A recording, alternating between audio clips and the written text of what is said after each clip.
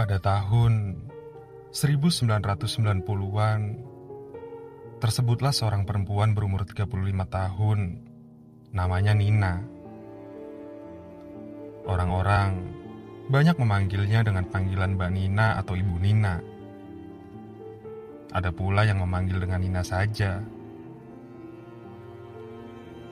Sudah sekitar 20 tahun lamanya Ibu Nina berprofesi sebagai perias pengantin, di mana sejak masih sekolah, Ibu Nina sudah mulai ikut membantu ibunya merias pengantin. Jadi sudah cukup lama menggeluti profesi ini. Sampai akhirnya, sang ibu meninggal dunia ketika Nina masih berumur 21 tahun. Setelah itu, dia lanjut menggeluti profesi ini. Sejak masih tinggal bersama orang tuanya di Cilegon, Banten, sampai ketika sudah memiliki tempat tinggal sendiri di Tangerang Selatan. Sudah cukup banyak kisah hidup yang Ibu Nina alami. Entah itu sedih, senang, ataupun seram. Seram? Iya. Karena profesi perias pengantin seringkali juga harus bersinggungan dengan hal-hal mistis yang menyeramkan. Nggak masuk nalar dan logika. Bu Nina sering mendapatkan panggilan untuk merias pengantin jauh ke pelosok, hampir di setiap sudut Pulau Jawa. Sesekali juga sampai keluar Jawa. Nah, banyak kejadian janggal dan aneh yang beliau alami ketika harus mengunjungi tempat yang cukup terpencil. Salah satu pengalamannya adalah ketika Bu Nina harus mengunjungi satu desa di daerah Anyer, Banten. Begini kisahnya. Kali ini aku harus berangkat ke Anyer sendirian. Karena Mira asistenku yang biasa mendampingi sedang ada urusan mendadak. Jadinya tidak bisa ikut kali ini. Aku tipe orang yang sangat tepat waktu. Tidak ada kamus terlambat dalam hidupku. Lebih baik aku yang menunggu daripada orang lain harus menunggu karena aku datang terlambat. Sama juga kali ini, ketika masih pagi buta, aku sudah dalam perjalanan menuju tempat merias. Di satu desa di wilayah Anyer, Banten. Tempatnya di sisi jalan pegunungan sebelah kiri, bukan sisi pantai. Dan katanya lagi, letaknya cukup jauh dari jalan utama. Ya sudah, walaupun begitu aku tetap harus menjalani. Toh, sebelum ini aku sudah merasakan yang lebih pedalaman lagi. Dan aku survive. Targetku, aku harus sampai di rumah tempat acara sebelum jam 5 subuh. Dengan tujuan sebelum akad semua sudah siap.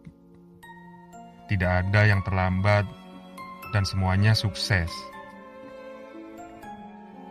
Seperti biasanya, aku datang tepat waktu. Jam 5 kurang 15 menit sudah sampai di rumah mempelai wanita. Waktu itu, aku menggunakan jasa ojek motor untuk membawaku ke tempat acara. Setelah turun dari angkot di jalan utama Jalan Raya Anyer. Rumah mempelai wanita ini terlihat sederhana namun cukup besar. Dengan desain standar rumah di pedesaan terpencil. Namun, kelihatan sangat nyaman untuk ditinggali. Sudah ada beberapa orang yang terlihat warawiri di dalam dan di luar rumah. Tapi menurutku, untuk rumah yang nantinya akan ada acara pernikahan, rumah ini cukup sepi. Mbak Nina ya? Mari masuk, Mbak. Seorang perempuan menyapaku dengan ramah, mengajak masuk rumah, dan langsung menuju kamar rias pengantin. Aku mengikuti arahannya. Sesampainya di dalam kamar, Perempuan tadi lantas pamit. "Itu pengantinnya. Silahkan, Mbak," ucapnya sambil tersenyum. Di kamar sudah duduk seorang perempuan dengan rambut tergerai. Duduk di depan cermin besar dengan penerangan seadanya. "Saya langsung mulai aja ya, Neng?" tanyaku kemudian. "Iya, Mbak," jawab mempelai ini pendek. Aku kemudian langsung mempersiapkan peralatan. Singkat cerita, aku sudah mulai proses merias. "Neng, capek ya? Wajah kamu kok pucat banget?" Aku bilang seperti itu, karena memang benar, wajah pengantin ini pucat. "Iya, Mbak, capek banget. Kebetulan ini habis sakit. Tapi sudah enakan sih," jawabnya. "Ya, biasalah. Memang sudah sering seperti itu." Kedua mempelai akan sedikit stres ketika makin mendekati hari H pernikahan. Sama juga dengan mempelai yang ini. Makanya aku maklum dan mengerti kalau mempelai perempuan ini kelihatan lelah dan pucat. Aku jadi harus make up ekstra lebih untuk menutupi kepucatannya. Ada yang aneh, dan aku baru menyadarinya belakangan. Sejak aku masuk ke kamar rias ini, tidak ada satupun orang lain yang kelihatan masuk. Sama sekali tidak ada. Dan aku sama sekali tidak mendengar ada orang di luar kamar. Sepi dan hening seperti tidak ada orang sama sekali. Tapi ya sudahlah. Aku memilih untuk mengabaikan lalu fokus untuk merias. Takut terlambat, karena jam 9 acara sudah dimulai. Akad, dan dilanjutkan dengan resepsi. Nah, udah selesai nih. Cantik banget sekarang. "Terima kasih, Mbak." "Iya, aku cantik sekarang," jawabnya sambil tertawa. Mempelai ini tersenyum senang. Tidak bisa dipungkiri kalau sebenarnya aku tidak puas dengan hasil kerjaku. Karena wajah mempelai masih terlihat agak pucat. Tapi setelah selesai, tiba-tiba aku mendengar ada kehidupan di luar. Tiba-tiba ramai. Syukurlah, akhirnya kejanggalan tadi tidak beralasan. "Ayo, Neng, dimulai sekarang." Seorang perempuan masuk ke dalam kamar, lalu mengajak mempelai perempuan untuk keluar. "Emang udah mau dimulai, Bu?" tanyaku. Ya aneh aja, kan seharusnya akad mulai pukul 9. Ini masih pagi. Begitu pikirku. "Udah mau mulai, Mbak. Kan udah jam 9, jawab perempuan itu. "Jam 9? Serius?" Aku masih sedikit tidak percaya. Karena waktu aku merias tadi kurang dari 2 jam. Harusnya ini masih jam 7. Penasaran, aku memastikan lagi dengan melihat jam tanganku sendiri. Aku memastikan lagi dengan melihat jam tanganku sendiri. Ternyata benar, sudah jam 9. Ya sudah. Seperti biasa aku menunggu di dalam kamar yang sudah disediakan buatku ketika acara sedang berlangsung. Oh iya, ada kebiasaan yang selalu aku jalani kalau sedang merias seperti ini. Yang pertama, sebisa mungkin aku tidak menunjukkan diriku di depan para tamu undangan ketika acara sedang berlangsung. Dan yang kedua, aku sama sekali tidak makan atau minum yang disediakan tuan rumah sebagai jamuan acara yang aku terlibat di dalamnya untuk merias pengantin. Walaupun itu hanya segelas air putih. Makanya, aku selalu membawa bekal air dan sedikit makanan untukku sendiri. Kenapa harus begitu? Sampai sekarang pun, aku tidak tahu alasannya. Karena dulu sejak aku masih ikut bantu-bantu ibuku untuk merias, dia selalu mewanti-wanti untuk melakukan dua hal itu. Beliau hanya bilang, kalau dilanggar, nanti ada sesuatu yang buruk akan terjadi. Hanya itu yang dia bilang. Aku sih ikut saja. Dan sampai sekarang, aku terus melakukan kebiasaan itu. Seperti yang sudah aku bilang tadi, setelah akad, acara akan dilanjutkan dengan resepsi, menerima tamu undangan yang masih dilaksanakan di rumah mempelai wanita. Nah, rencananya setelah selesai bertugas merias untuk akad, sehabis duhur aku akan pergi untuk meninggalkan lokasi menuju Cilegon untuk mengunjungi salah satu kerabat di kota Cilegon.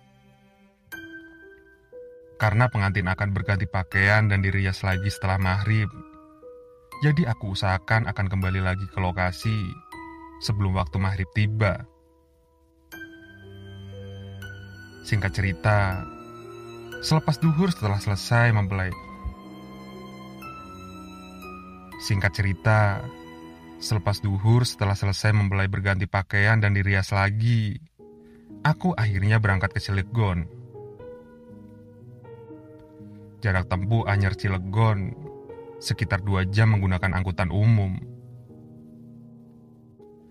Aku seorang profesional, tapi kali ini aku agak terlambat. Baru menjelang Isya, aku sampai di Anyer. Tapi belum sampai di lokasi pernikahan, masih di jalan utama Jalan Raya Anyer. Karena merasa sudah terlambat, aku jadi menyewa angkot supaya lebih cepat sampai. Sedikit panik dan khawatir, aku duduk di kursi depan angkot sambil terus memperhatikan jalan ketika kami sudah memasuki wilayah desa tempat lokasi pernikahan.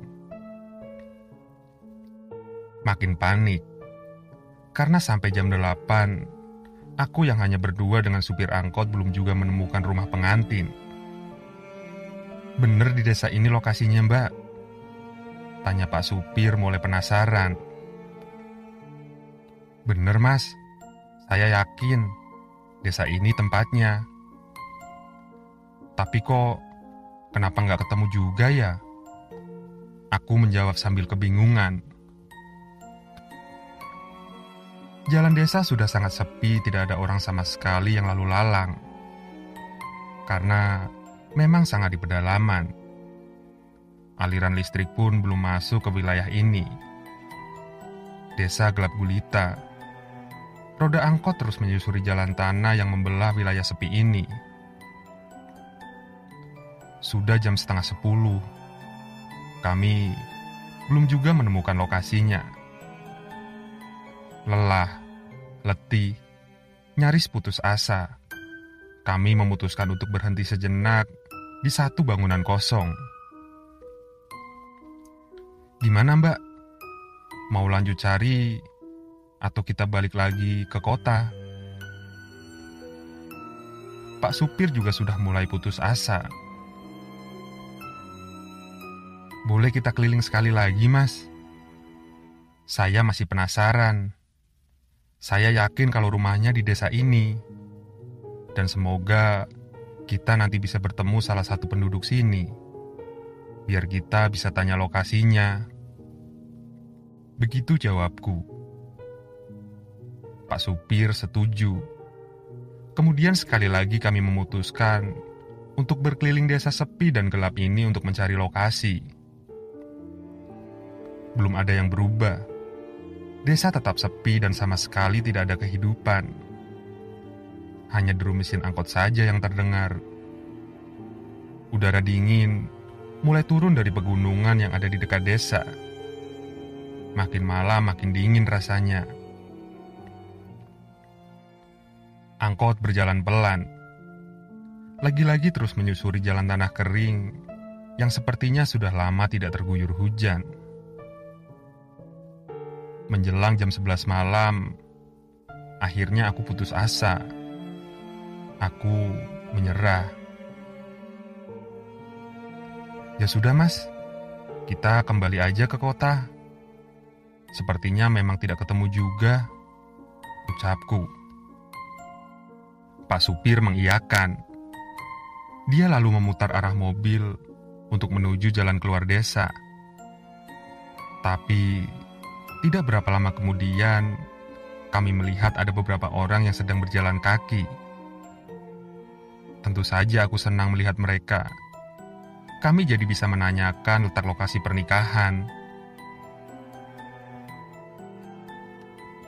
Pak, maaf mau tanya.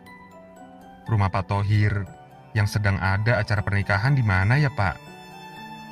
Tanyaku ketika kami sudah berada dekat dengan orang-orang itu. Rumah Pak Thohir yang ada pernikahan tapi nggak jadi itu. Itu mbak, setelah belokan di depan, rumahnya tidak jauh dari situ. Di sebelah kiri, salah satu dari mereka menjawab seperti itu. Aku pun merasa lega.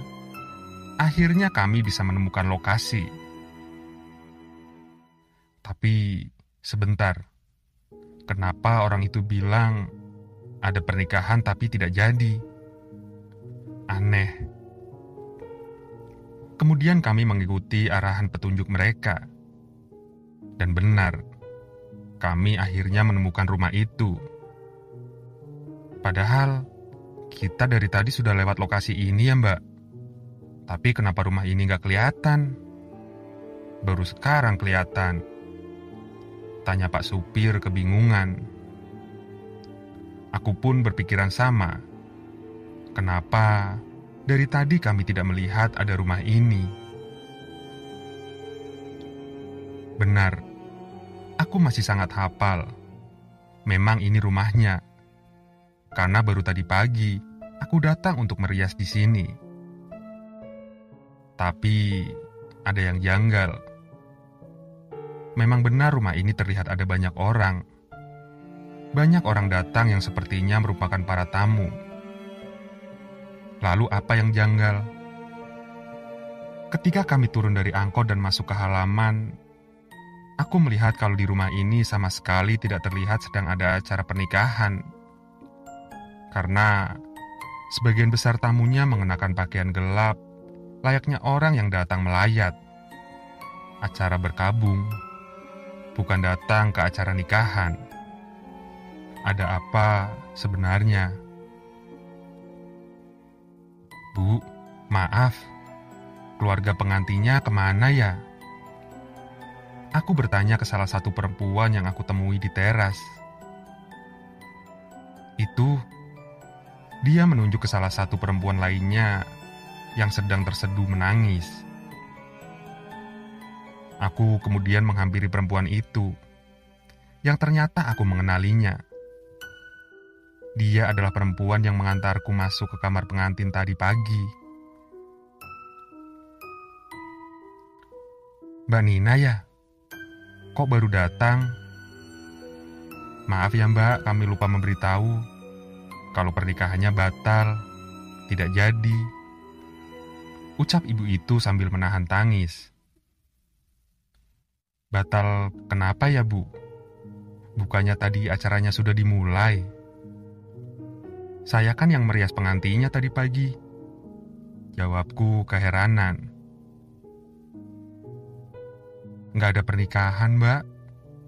Rati, mempelai perempuan meninggal karena sakit mendadak jam 1 tengah malam kemarin. Mempelai wanita sudah meninggal malam sebelum ini, tanyaku dalam hati. Lalu, siapa yang aku rias di rumah ini tadi pagi?